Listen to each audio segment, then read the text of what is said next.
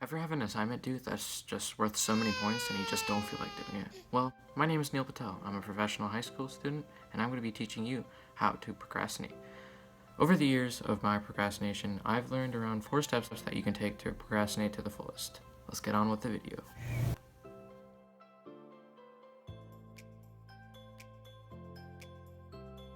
Imagine you're just chilling, right? You came back after a long day of school, and then you realize you have the assignment to do.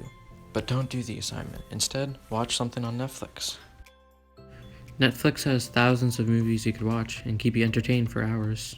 If you're not a Netflix person, try Disney Plus. Disney Plus offers a bunch of movies you can watch for an affordable price. They have classics like Moana, Frozen, and Lion King, and they also have a new season of The Mandalorian coming out soon too. After step 1, you want to move on to step 2, which is playing some games. You can play things like Monopoly or Uno, but what I like to play is cards. There's so many different games you can play with them, and they're just fun to play sometimes. Board games are pretty cool and all, but sometimes you want to do something different. That's where video games come in. Video games, just like board games, are a great way to pass time and procrastinate. But me, myself, I prefer mobile games. But there are plenty of other video games out there that are just as interesting. But regardless of whatever games you play, it's important to not get too invested in them. Otherwise, you'll end up like this guy.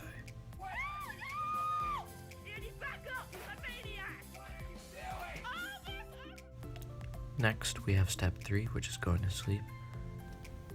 Getting extra sleep is one of the best ways to waste time, and also it's important if you're a big procrastinator, because oftentimes you'll have assignments that you're going to do in one go, and you're going to need as much sleep as you can get so you can complete them. Moving on to the final step, which is step 4, getting hyped up. No matter what type of procrastinator you are, you're going to have to do some work eventually, so before you start, you want to get hyped up, spend like at least a half an hour just preparing yourself, and sometimes it goes a little bit like this.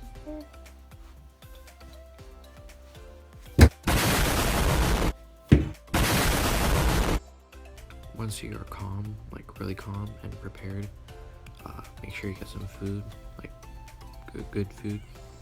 Make sure you get some drinks, and also anything else you need to work. And that's how you procrastinate. The 4 main steps were watching a movie, playing games, going to bed, and then hyping yourself up to do the actual assignment in like one long session. That's all there is to it, but you probably shouldn't procrastinate. It's probably gonna, don't if you can avoid it, but hopefully some of you found this video helpful, and peace. So one night, you're at an NBA game during the halftime show, when all of a sudden your face is on the Jumbotron, and the announcer calls you to the center of the court. He tells you if you make this free throw, you will win $1 million. These 4 steps will not only make you a consistent free throw shooter, but will also make you ready to take the $1 million shot.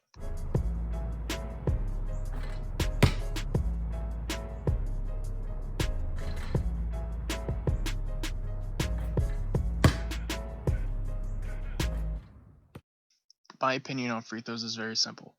Make the ball go over the front of the rim. Most players or coaches, they might say they look at the back of the rim, but I focus on the front. If you put enough power and you have a really nice backspin, your shot would be nothing but net.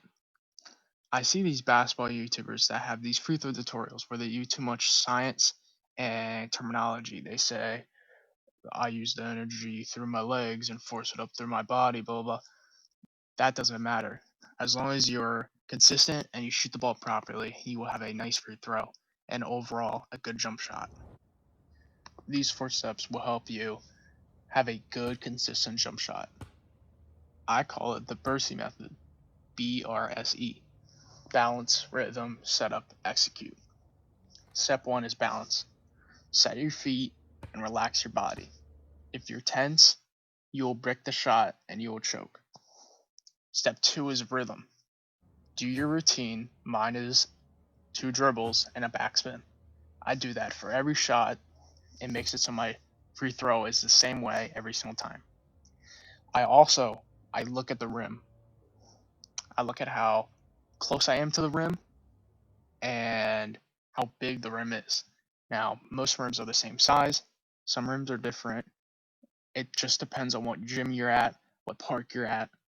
NBA hoops are all the same, so you won't have to worry about that.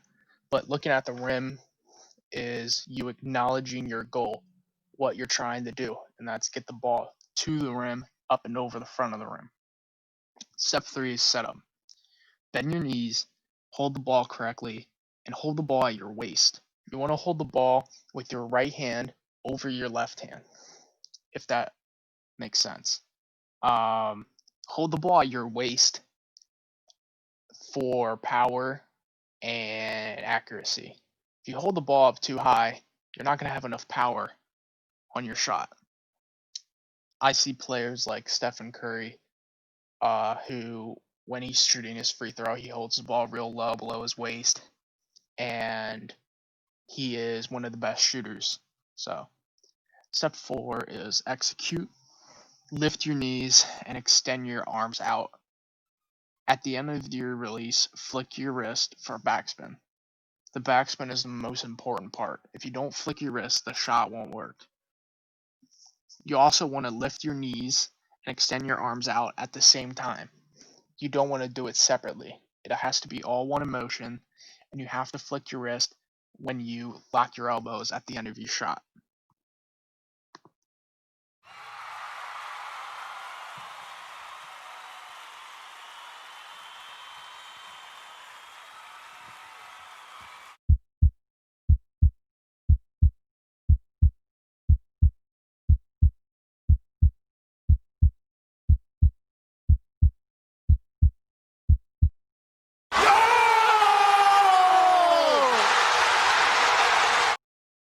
My name is Drew Weaver, and thanks for watching. My name is Sierra, and today I'll show you 4 simple steps to make a PC setup more practical to your needs based off what I've learned from others. Step 1. The PC. It is recommended to build your own. That way you can better decide what parts would be best for your needs, whether your computer will be for average use or gaming. Step 2. Comfort. It's important to get a chair that is durable and will provide you support if you'll be at your computer for several hours.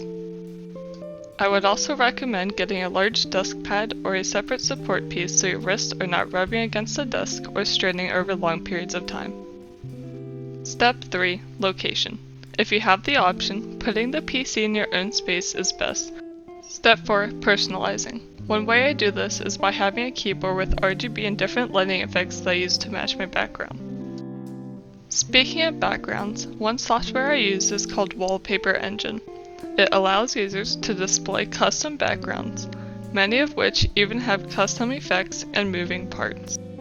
Putting effort into your PC build, comfort, space, and personalization will allow you to have a more enjoyable experience at your desk whether you're working or playing games. Once again, my name is Sierra, and thank you for watching this how-to video.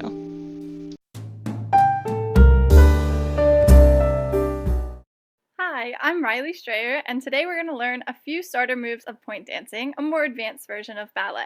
I've been dancing since I was 3 years old, and so is my friend Sandy, who will be showing you all the moves. Today we're going to be learning how to do first position, second position, fifth position, as well as a releve, tendu, and plie.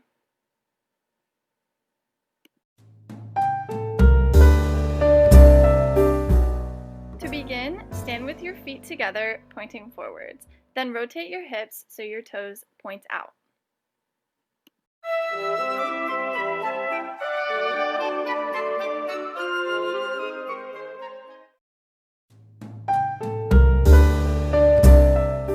Leading from first position, slide your foot out so that they are shoulder width apart, toes pointing out, and this is second position.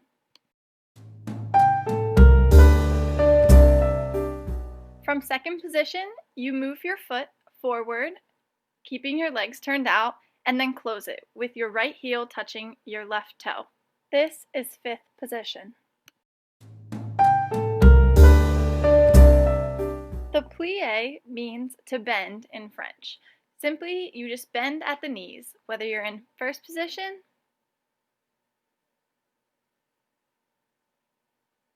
second position, or fifth.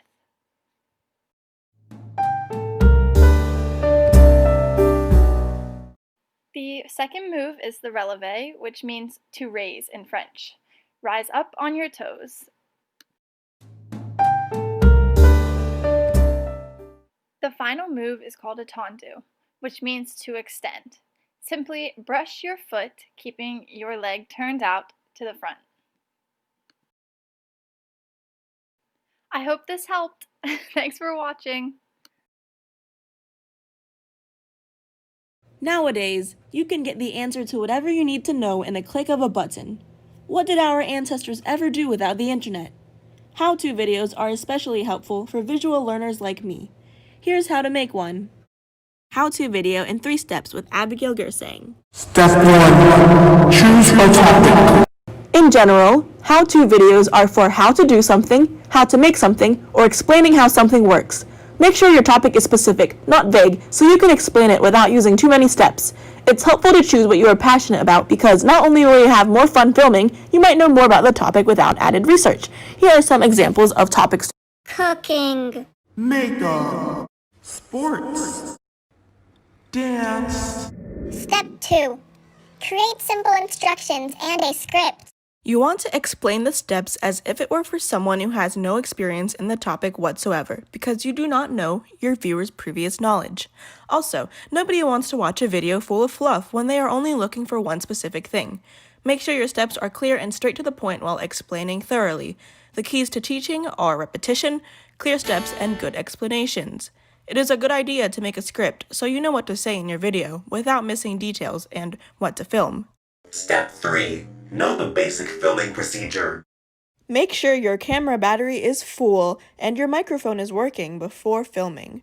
For the best sound quality, avoid wind and get your speaker as close to the mic as possible.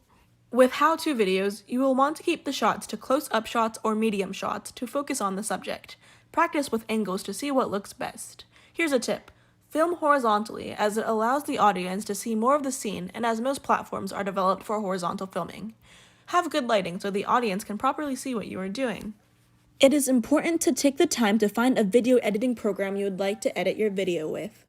In simpler words, the 3 steps to making a how-to video are choosing a topic that you are very passionate about, creating a script including what shots to film and what words to say, and to be prepared before filming by having a full battery life, a working microphone, knowledge on the best camera work strategies, and a video editing program.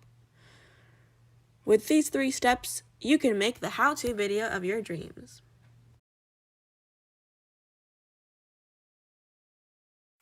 Hello everyone, this is Sean. Today I have a pretty simple how-to video, and I'm going to be showing you how to get the Toxic Elemental upgrade for the DIE or Die Wonder Weapon. So before you do anything, you want to make sure you turn on power and build a Pack-a-Punch machine.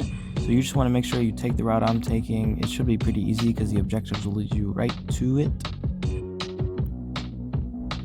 And once you're down here, you should open this door and you'll see a big old red button. You want to press that. There should be 2 other red buttons you want to press. One will be over here and the other button will be on the other side. And once you do that, a big anomaly should spawn right in the middle of the room. That looks just like that. You want to go through it and then find the teleporter that takes you down to the Pack-a-Punch part. You want to pick that up and then go to the middle room, place it on the Pack-a-Punch, and there you go. So the first step is to actually kill the Megaton, and once you do that, one of its halves will drop a golden key card. You're going to want to take that key card, it looks like that, into the office above Deadshot Daiquiri, and you should get the DIE machine remote that looks exactly like that. The second step is to take that key card over to Noct. You should see a little room like that in the corner. Just train up some zombies and then put that key card in the little hole, and the machine should suck up the zombies. And once you have maybe 30 zombies, it should say it's ready, and then you just want to press the button, fire the machine. Once you do that, the door will blow open and you can grab your free DIE machine. So for the third step, what you want to do is take your free DIE machine and you want to take it up to the top of Noct, and you should see a glowing canister. You want to suck that up and take it down to where Deadshot Daiquiri is, and there should be a little device on the corner there. You want to shoot a Plague Hound near that corner after you place the canister in, and it should suck up the gas like so.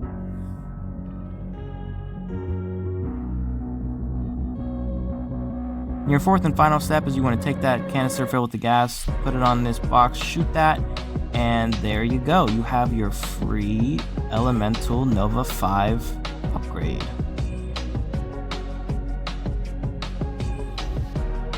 So just as a little brief recap, what you want to do is get your free DIE machine by picking up the golden key card and die machine remote. Then you want to go to the top of Noct and suck up that golden canister. Then you want to take that canister down to Deadshot Daiquiri and kill a Plague Hound so it sucks up the gas. Then you want to take that canister, shoot it on the box, and you should get your free one weapon. Thank you so much for watching, and I will see you in the next one.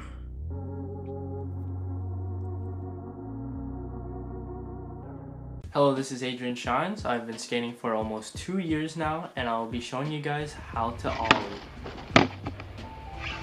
Now basically the first step to an ollie is being comfortable on your board.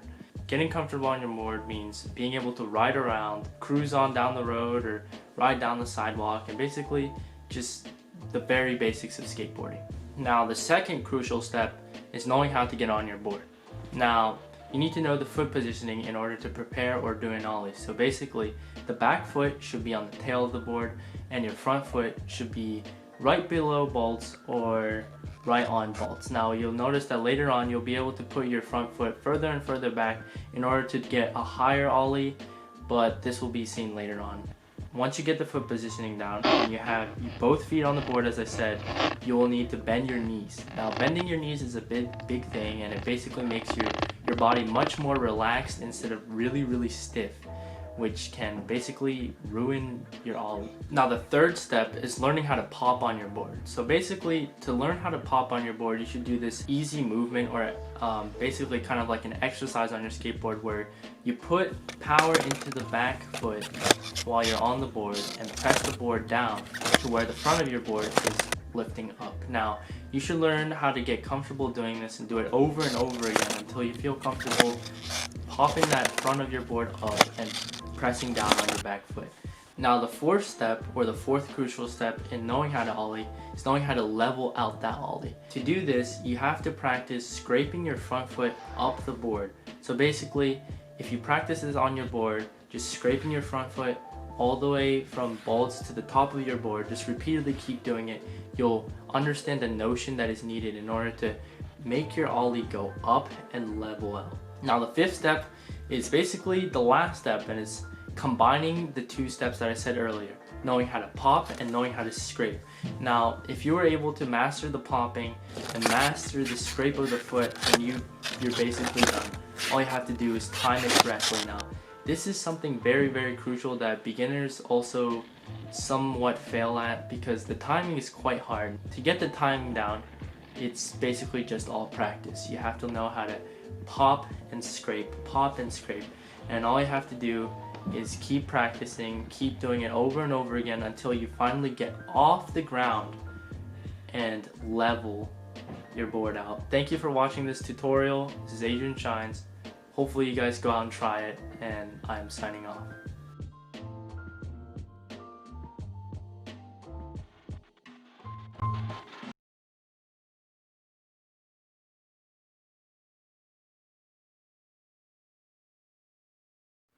Hi, my name is Trent Feldman. I've been playing baseball since I was 5 and currently play at Scotland campus.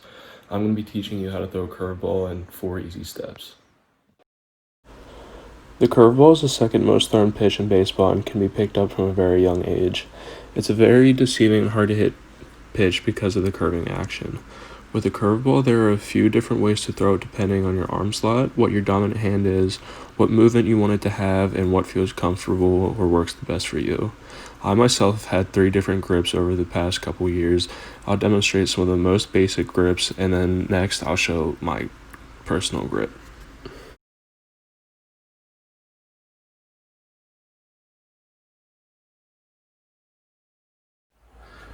So the most basic grip for a curveball is taught at around 12 years old, and to throw it, you get a 2-seam fastball grip, but move your pointer finger in and touch your middle finger, and then move the ball back into your hand as so. So with a curveball, you don't throw it like a regular pitch the whole way out here. And with your grip, you have to bring it in more at a 90-degree angle and snap your wrist down like you're hitting something with a hammer.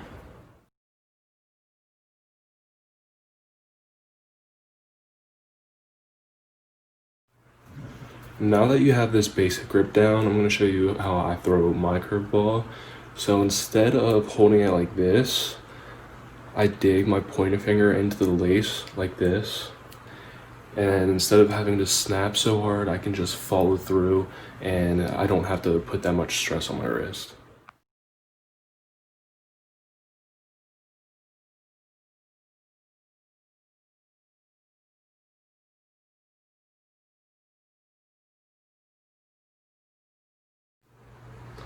This video is on how to throw a curveball in baseball. First, you need to find the seams on a baseball. That can lead you to finding your grip. And then after you're finding your grip and throwing it, you have to remember to follow through and flick your wrist. Then you have my curveball. And on this one, you need to make sure you dig your pointer finger into the seams of the baseball. My name is Trent Feldman, and thank you for coming to watch how to throw a curveball.